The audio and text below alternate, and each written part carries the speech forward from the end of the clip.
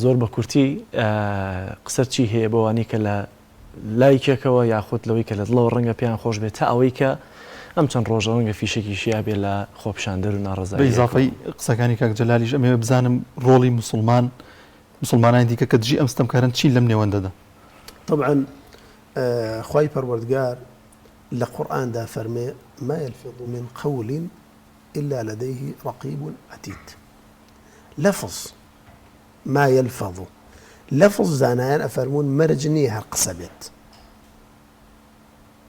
هەندێک جار نووسینە کۆمنتێکە، هەندێک جار پۆستێکە بۆ پشتگیری لە زاڵمان، خوای تەعالا نووسێت، ئەوە یەقینمانە بێت.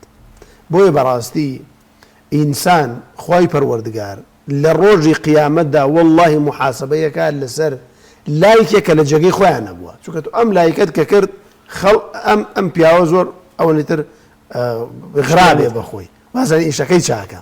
بۆیە بەڕاستی ئینسانی مسلمانە بێ زۆر وریابێ کاکە، زۆر وریابێ کارێک نەکا بچێتە گیرفانی خەڵکی ستەمکار و پاشان ئینسانی مسلمانە بێت چی بکا. بەڕاستی ئینسانی مسلمان لەم ڕۆژگاری ئەمڕۆدا بێ زۆر وریابێت، ئەبێ وریابێت لە دوو شت. یەکەم وریابێ لەوەی کە پشتگیری ستەمکار نەکات بە هەر شێوازێک بێت. دووەم بۆ داواکاری مافەکانی خۆی ستەم نەکات.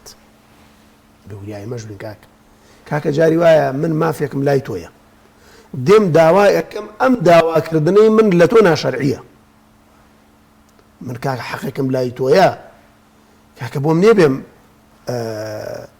لەگەڵ براکەتا شەڕ بکەم و خانووی براکەت بسووتێنم و لە ناو خەڵکا ناشرینتان کەم، وانە من حەقم تەنها لای تۆیە. ولا تزر وازرة وزر أخرى قرآن فەرمێ. کاکە تاوانی تۆ مامۆستاڵی ناگرێت، تاوانی مامۆستا جەنابتەڵی ناگریت. تەواو. بۆیە بەڕاستی مسلمان کە داوای مافی خۆیە کە بێ زۆر وریابێ نەبێتە زاڵم، نەبێتە ستەمکار، چونکە بەڕاستی یعنی تۆ کابرا 30 ساڵ ستەمت لێکات، 29 ساڵە زوڵمت لێکە، آخر 29 ساڵە زوڵم لێکە، ئێستا دێ ئەم پیاوە داوای مافەکەی بە شێوازێکە کە خەڵکێکی مەزلومیش لێرەدا بنە قوربانی، یەکاکە بۆ زوڵمە، ئەوە ستەمە. یعنی تۆ ناکرێت کاکە بۆ داوای مافی خۆت قورئان بسووتێنیت، مەدرسە بسووتێنیت، تەربیە بسووتێنیت. کاکە بەڵێ ئەو گەنجانە گەنجی داماوی خێر لە خۆنەدی ون دینارێک لە گیرفانیان نەماوە، ئیدی ئەڵێ کاکە با بڕۆم ئەکوژرێم چیم لێ دێ با لێم بێت، با لێم بێت، هەر چیم بەسەر دێ بابێ خۆ لەو باشتر لە ماڵەوە بم کاکە.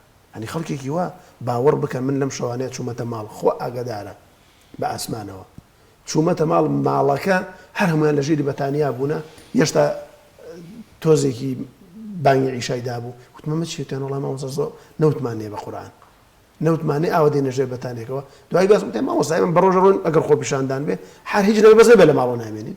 کاکە ئەم گەنج داماوانە خێر لە خۆنەدیون، دینار لە گیرفانیان نییە، دینار لە ماڵیان نییە، بەڵام لەگەڵ ئەوەشدا ئەبێت داواکارێکەی بە شێوازێک بێ مخالف نەبێت لەگەڵ ئەسڵی شریعەتی ئیسلام و ئینسانیەتدا، بەڕاستی نەبێتە مای زوڵم بۆ خۆشی بە زاڵم حسێب بکرێت.